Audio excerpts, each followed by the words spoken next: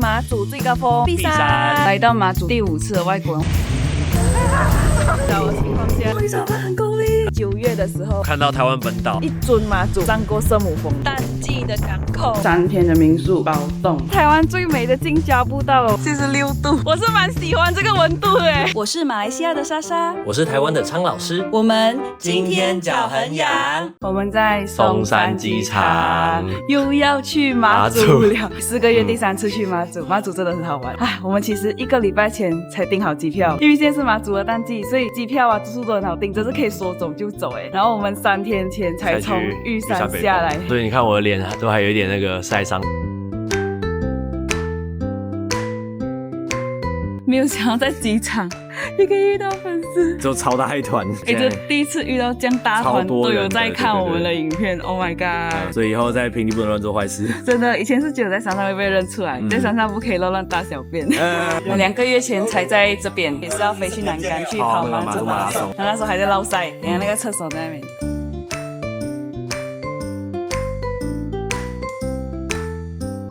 降落在南竿，之前去过北竿、南竿、东引，这次终于要去东莒看戏剧。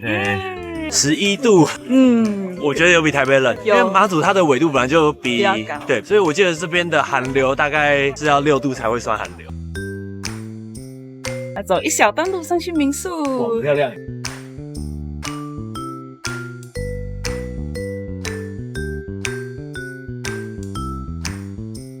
马祖的民宿是有暖气，但是我们一般在台湾本岛好像很少会开暖气，而且好像也不一定每一台都开得到。刚大一来台湾读书的时候，寒流很冷，然后就想要开宿舍的冷气，把开了暖气，结果根本不会暖，出来空气越来越冷。老板刚刚送我的小镜子，之前每次上山啊化妆都带超大的镜子，超重，然后这个小小的超轻，就一片铁罢了，轻量化镜子。我们住的这个地方叫做牛角聚落，它是因为讲南竿的形状像一个犀牛，虽然我觉得没有很像这个聚落是在牛角的地方，所以叫牛角聚落。这里比较不是观光区，它就是一个很宁静的地方，所以我觉得民宿定在这里还蛮爽的。然后牛角聚落这里有一个牛角步道，这里是武陵公庙，要往旁边走下去。马祖之所以现在会是淡季的其中一个原因，是因为天气比较冷。现在是东北季风啦，马祖在比较北边的地方，那它也会更冷一点。这边又是海边，所以风很大。所以现在是差不多中午的时间单穿这样子一件灯芯绒的衣服是 OK 的。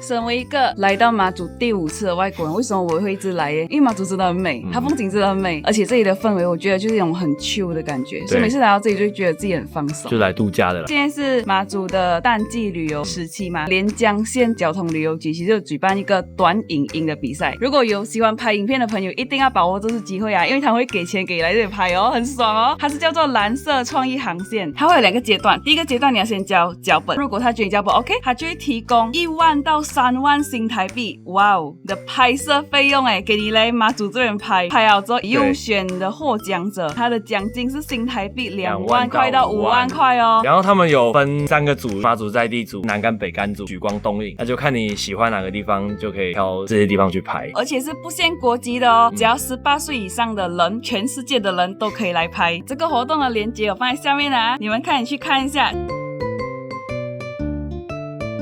都是炮弹的壳这样多。现在要带常老师来吃夫人咖啡馆。上一次跑完马祖马拉松，因为他比较后面才开始落晒，我是比较前面才开始落晒，所以我已经恢复了，所以我自己来咖啡吃。他这个是要先按门铃，然后等老板娘出来。闻到老酒的香味好香哦。我就是上一次马祖马拉松的时候来要吃到他们的海鲜的老酒面线，哇，真的是很够力，很丰富一下，所以我这次才要回来再吃。吃饭很好玩的一点就是你看他在看，他刚才跳上来一次就是像在能高安冬天吃泡面一样，会有很多水路围过来，你要捍卫自己的泡面。这个是马祖的鱼面，这个面真的是我觉得该要多多推广才对。面里面不只是淀粉，鱼肉在里面，所以它是高蛋白的淀粉。你不觉得超适合健身的人吗？是为什么它没有传到整个台湾这样？是因为太难做了吧？阿妈讲昨天抓的鱼，然后打成那个面，这样真是不简单，所以要来马祖才吃得到。南竿一定要来的妈祖巨神像。哎，你知道为什么妈祖叫妈祖吗？当然就是为了纪念妈祖他的爸爸出海捕鱼意外身亡，妈祖他来找他爸爸，最后是飘到南竿岛这个地方。当地人为了感念他的孝行，所以就决定把这一带的列岛叫妈祖。到了后来，因为国共内战的关系，这边就是军事最前线嘛，是为了展现一些刚强勇敢的那种感觉，所以就把妈左边的女字旁去掉。你看妈祖还是有公车的，超陡。超陡，超陡，超陡！我们从妈祖1秒来到北海道，走开，走开！北海坑道。哎，什么是坑道？金门马祖最有名的军事设施就是坑道，因为它这边是花岗岩特别坚硬，盖一些那个军事堡垒的话，就很适合盖在地下，尤其是盖在海平面附近，那它就可以让船只进入，平常也可以躲避敌军轰炸。像你看旁边那个海龙蛙兵，这是假人。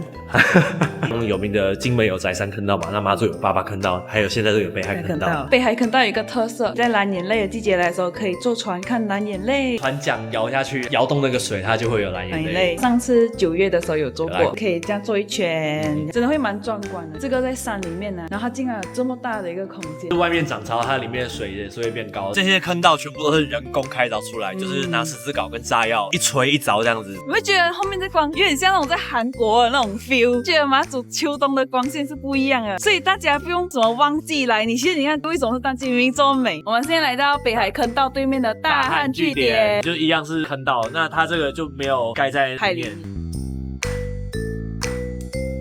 水汽比较重，雨光在这个方向有看到吗？有手机拍得到。OK， 然后在那边还有一个叫流泉礁，对，流泉礁我们的守备范围。我来到关帽山步道。来马祖走郊山步道就能有高山的体感，曾几何时我可以穿羽绒衣爬山啊，现在是有点热啊，骑机车穿就很舒服。我们来到关帽山的最高点红门，红门这里的海拔60公尺。马祖的一个特色，整个带蛋这4个字哦，我在马来西亚学成语从来没有学过。真假的？对啊，没学过。好，那我再跟你解释一下，那个整念4声震哦，震，对，因为它是动震戈带弹。那它的意思其实就是因为戈是一种武器嘛，你要如何做好备战呢？就是你直接睡在你的武器上面，等待天亮，天亮就开始发起攻击。这个就好像我们要去抢那个爬山入园的时候，就把电脑放在床旁边，早上6点50分起来，刚刚开电脑要抢学霸国家公园。哇塞，太有道理了。所以其实天气好的时候，应该还是有轮廓，有轮廓。现在这边对模模糊糊。黄岐半岛，在这个整个带蛋的建筑物里面啊，这有一个马祖特产店，9月来的时候导游带我们来买，然后里面就卖小黄鱼啊，那个什么乌鱼饺，都很好吃哎，而且是高蛋白的零食。现在太阳要下山了，我们要上南竿最高峰，雄壮威。然后我们就登顶南竿最高峰了，骑机车上来，完全没有爬对，完全没有爬。上面有一个军情馆，这边就是我们的云台山石头耶登顶。其实云台山呢，它海拔是200多，在这个地方其实理论上是可以看到台湾本岛的雪山圣人线，但是因为现在的就是太模糊了，对对对，下次天气好再来试试看。对。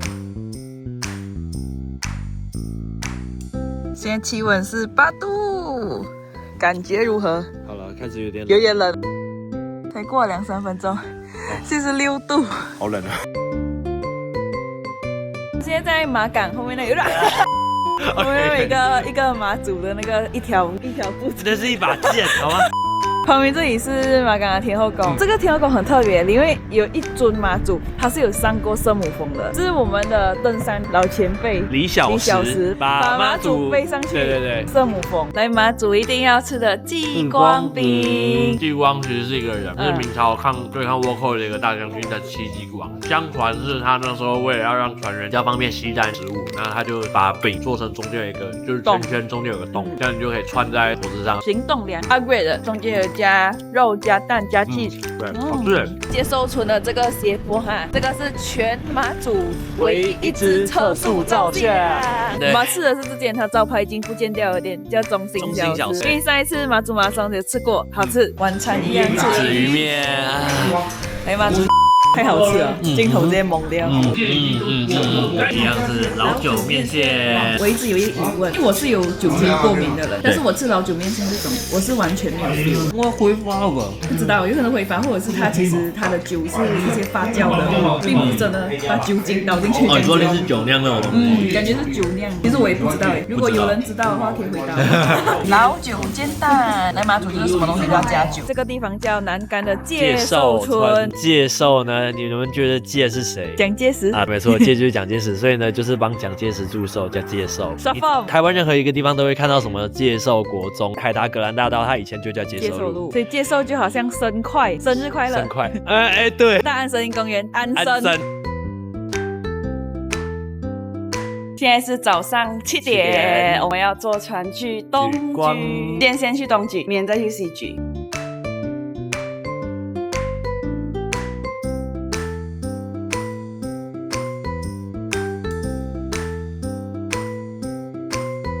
我们后面这个是犀牛屿，东莒的一个外岛，外岛的外岛。它的特色是现在是退潮，因为我们看好了，今天9点0多分它会是低潮，所以要退潮，所以中间有路可以走过去。它涨潮的时候，两边就会分开啊，摩西分海的那个。对啊，这是东莒最出名的潮间带。它的这个特色在地质学上叫陆连岛，地形上其实它根本就是连在一起，只是被海盖过去。后面那座就是我们明天要去的西莒，西莒比较小一点。通常如果来东西莒玩，大部分人会选择住在东莒，东莒会玩比较久，然后西莒可能玩一下，然后就回去北竿南竿。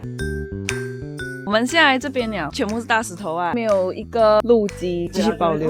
这里面都是有积水的，所以如果真的想要来走的话，可能要穿水陆两用鞋或者速洗鞋会比较方便。然后我们才刚从玉山下来，不要折磨自己。我们这一次是来玩来 chill 的，不是来 hardcore。结果我们在官网看到人家这个犀牛屿是有路基的，超级明显，不见了。哦，看起来好好吃哦。这个是9万葱油饼，东莒的出名的食物。好好吃。这葱油饼也是，非常对，它当然就会流出来了。然后萝卜糕是比较像马来西亚那种茶柜那样细细的萝卜糕，不是那种一整片，真的是好吃。早餐、午餐、晚餐都有。我觉得很难得就是明明岛上只有2间吧，然后竞争力也没有很强，但是他们就是尽心尽力做到那么好吃，我觉得这是很难得一件事情。因为常常那种对垄断式就很少店的时候，通常就是随便乱煮，但是他们真的煮得很好吃，Oh my god，好开心哦。我们现在来到东莒的办公处，因为现在到2月28号，你的身份证不是在连江县，包括外国人带着你的船票，然后还有你的证件，下午3点半到5点半可以来这个乡公所领取500块的消费券，真的很划算。一个是超可爱哦，不过这个不能找零，基本上岛上吃的东西 7 也可以用，民宿也可以用，租机车也可以用。哇，东莒的地形真的很美耶，这是以前火山喷发出来的。那边竟然有香蕉哎，所以很多我妈祖人不能，你看香蕉都长了起来，香蕉是热带作物、热带水果，它都可以长得这么好，你一定没有问题耶。今天的气温比较高，其实现在穿外套蛮热，所以我们脱掉了。我这是一件薄薄的裙子，然后现在走起来是蛮舒服的。我的亚麻子衣，它有出长袖的，它是防晒，但不用保暖。大家也不用觉得马祖整个冬天就是超级冷，因为你还是要看一下天气啊，每天的温度是会不一样，太阳没太阳也有差，就好像爬山看天气一样。你在马祖还可以当做爬山那样看天气，那你就挑到好的天气来爬。神秘小海湾，我们的机车停在那边。有一种东引的感觉，觉得跟东引不太一样，但是蛮类似的。在网上讲这个步道跟罗山自然步道就是2个最厉害步道。对，因为我上一次去北竿的时候，第一次去罗山自然步道，然后我觉得哇，怎么我到现在才去？因为那个是我看过最美的近郊步道。像本岛的海拔地区啊，很难看到那种地形，然后到高山才看到这种比较壮观的地形。马祖就是随处可见啊，你就生活在一个这么美丽的地方。上面这里风比较大，当时就穿上了外套，但我觉得还好，就有风，但是那个风不是那种会冰，我就没有穿外套，不然穿了会太热。百岳上面啊，我们通常也不会穿到太热，因为如果穿太热的话，你一边运动然后流汗，累积太多汗的话，也会容易失温。但是因为我们现在在马祖是观光，不会去这么严格去挑选衣服。可以把平常没穿的衣服穿一穿啊。这件裙子也是超级久没有穿了，因为每次都在穿爬山的衣服，下面是空的嘛，你看我脚现在露出来，然后就一直给人家问你不会冷咩？你不会冷咩？然后其实我很想讲，我是蛮喜欢这个温度的，我脚很凉，我脚终于可以在凉凉的地方啊。我不懂，我觉得好像很多马来西亚人哦都有喜欢穿短裤、穿短裙让脚露出来的那种喜好，好像把脚包起来就会有一种不自在的感觉，脚会打结。我带朋友他们去爬雪山的时候，也是大家都穿短裤啊，最多穿一个内打裤。我终于找到同好啊，在台湾整座山就我一个人穿短裤。昨天南竿那个也不会，不会啊，最回程的时候，一直到降到差不多体感4度5度的时候，我就觉得有一点冷。灯塔的展望台。我们现在一路从东南步道赶上去东莒灯塔看日落。终于到东莒灯塔了，刚刚走过来差不多1.5公里的步道啊，它都是蛮平缓，然后没有阶梯，可跑性很高。这个灯塔呢，看起来很像那个近视里面那个照近视的那个屋子在那边灯塔我们终于来到东莒灯塔。其实你直接骑机车也可以啊，这边就可以停了，不用像我们走步道这样走过来。但一路上真的很美，所以我们刚刚其实也一直在讲，到底要走一点就回去骑机车过来，还是要一路走过来？结果最后走着走就过来了。这个东莒灯塔很特别，就是清朝鸦片战争打输，然后英国逼迫清朝要开港通商，莒光它就在福州的外海，为了要辨识福州的方向，所以英国人就要求清朝在这边盖，是一个花岗岩制造的建筑，就是台闽地区第一座以花岗岩制造的灯塔，是国定古迹这样。然后它的正式名称好像是东泉灯塔，东莒岛跟西莒岛从海上看起来好像2只狗，其实叫东泉岛跟西泉岛，然后后来才因为巫王在莒的这个典故，所以才改成叫莒光。这个时间来到灯塔这边，那个颜色真的很梦幻起来，有点那种不太真实的感觉。但是大家如果要来看日落的话，可以直接骑机车来，不然就要像我们现在已经日落了，然后还要走1.5公里回去。但我们决定走马路啊，马路的起伏比较小，风应该不会那么大，应该吧？因为刚刚那边冷线。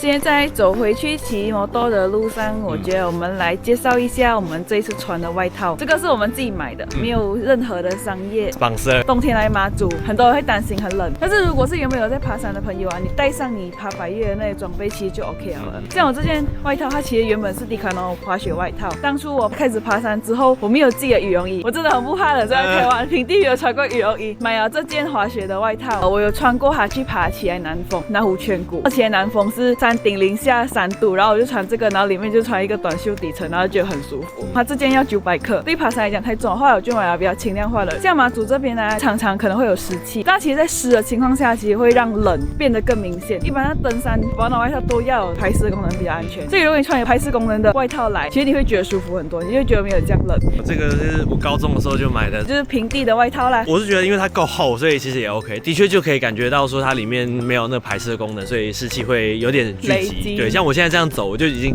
开始感觉到身体那个水汽。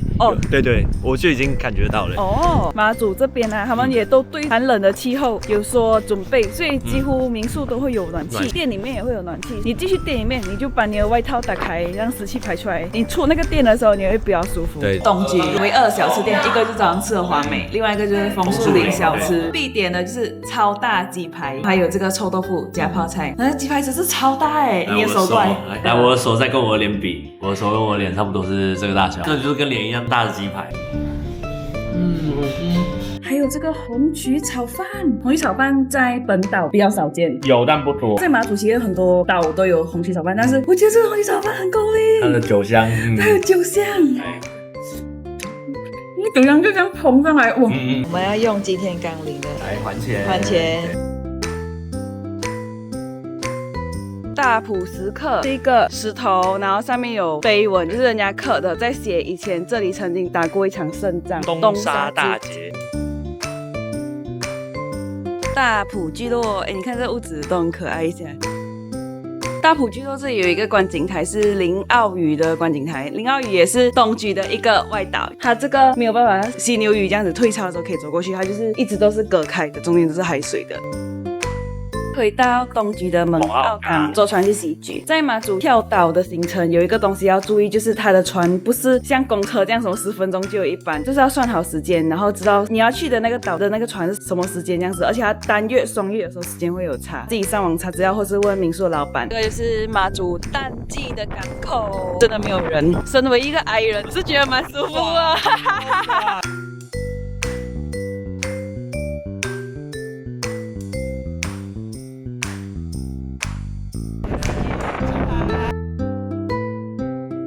为什么 CG 的风这么大？明明在隔壁嘛，为什么风差那么远？被风吹到摇来摇去的可爱垃圾桶。我记得菜谱是要来看什么火山地质，看那些石头，但它这里一个解说牌都没有，赶快做功课一下。东莒西莒它是火山岛的地形，可以看到后面有一些流纹岩或磷灰岩，这个是属于火山岩爆发出来，岩浆在比较表面的地方才它的节理就会比较结合。这边叫菜埔澳，它的埔不是吃饭那个菜缝，它埔是3点水，这边埔就是讲海是平台，那上面因为有海浪会打上去，它就会长一些紫菜啊或是贻贝类的，这边的村民就会轮流竞标，然后可以去上面采。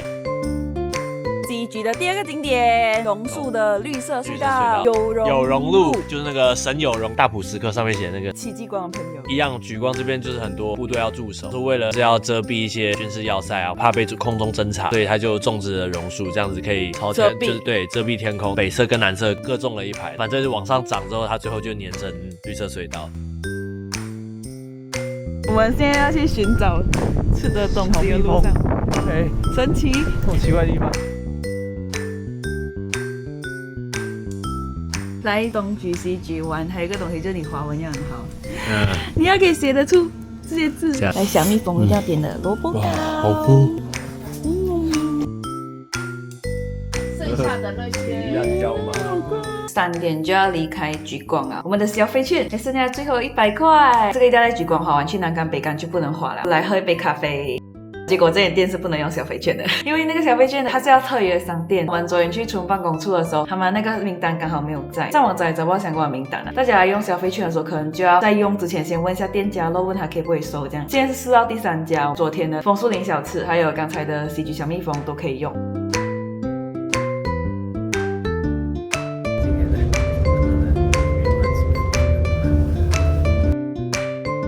的情况下，哎呦，我就在睡着的情况下，有比从那一段出藤子坐接驳车更好一点。那一段坐接驳车出藤子的时候，一出那个管制站，我直接因为我那时候已经饿一整天没有东西了，会空出来。莒光的船是只有先来南竿，但是我们今晚是住北竿，所以就先来南竿，然后等一下5点多的船要去北竿。不要出来坐船了，希望等一下的浪不要这么可怕。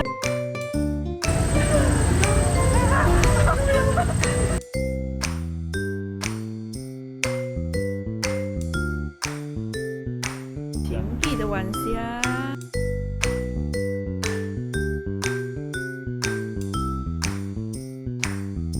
回到我们在北竿吃过很多次的餐厅融合，然后现在吃鱼面，一样要吃鱼面，最喜欢的鱼面。莒光居然没有。今晚就住在美美的青地，明天早上起来再看风景。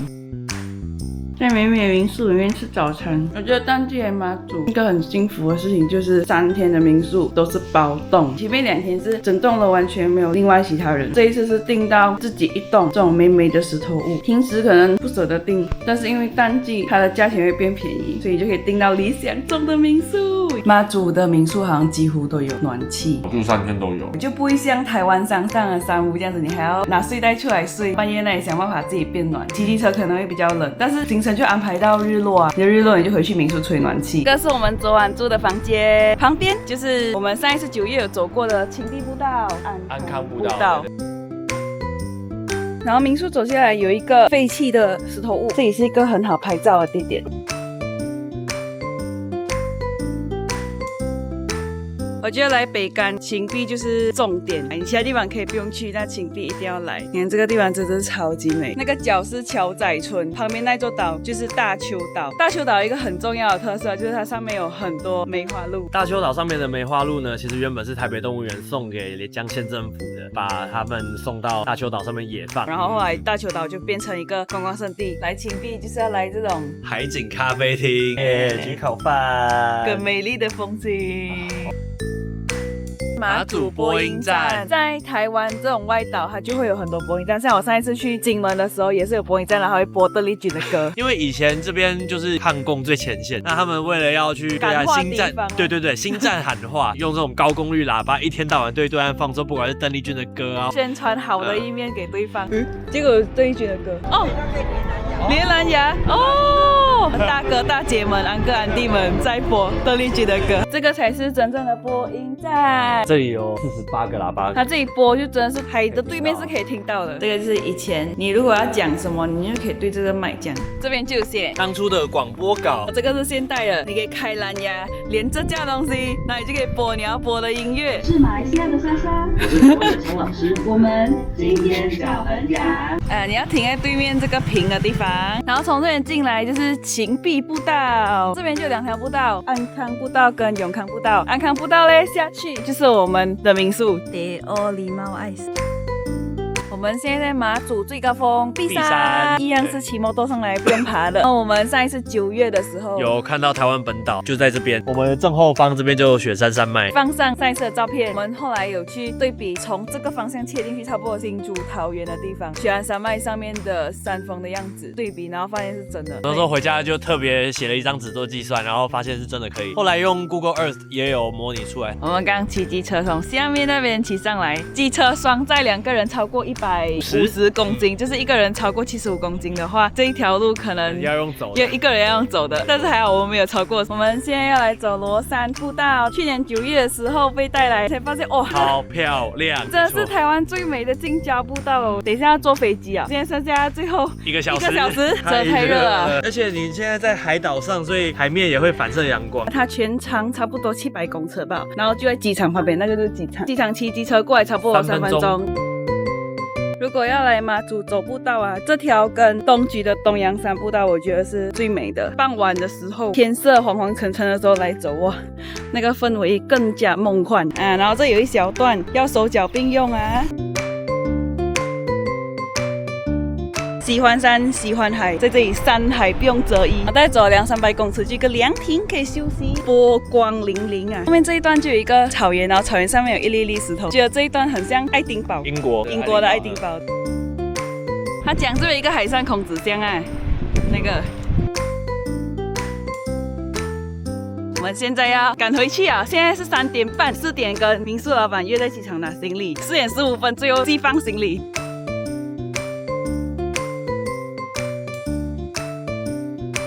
其实我现在背后都是汗，好热啊！48，好热啊！不是冬天咩？我们的飞机来了，要去坐飞机了。这次马祖的淡季的时候来旅行哦，我们结论就是爽，真的很爽。现在要回台北啊，然后就有一种要回去人很多的地方啊。身为矮人，真的是觉得这个社交距离蛮舒服的。虽然我们是比较不怕冷、比较喜欢冷的人，但是我觉得马祖并不是整个淡季都这么冷。你看我们今天就很热啊，我们今天就穿太多啊，因为像淡季，你机票、住宿都很容易订，所以真的是可以看那个温度，看到温度比较高的时候，你再来玩。天气预报通常是5天前嘛，因为我们也是差不多7天前才订我们这一次的机票跟住宿。从台北到马祖的航程差不多50分钟到1小时啊，我觉得算是方便，而且它就从松山飞了。各个县市的资讯可以再放一下。再来就是国内线的飞机，它只要起飞前1个小时来报到就可以了，最迟是半个小时啦。冬季的话会建议搭飞机，因为大船的话可能因为风浪太大会取消航程。春天比较不要搭飞机，对，坐船。然后冬天的话比较不要坐船，因为春天会容易起雾付飞机就不能起飞降落，然后可能你就搭不到飞机。你是有台湾的信用卡的话，记得买飞机买船的时候要刷自己的信用卡，蛮多信用卡公司都会送旅游不便险，所以对于喜欢清静、想要放松、不想要那种旅游景点人挤人的人淡季来马祖真的是最好的选择，到处都是包场，吃东西也不会等很久，住宿都是包栋 VIP 的待遇。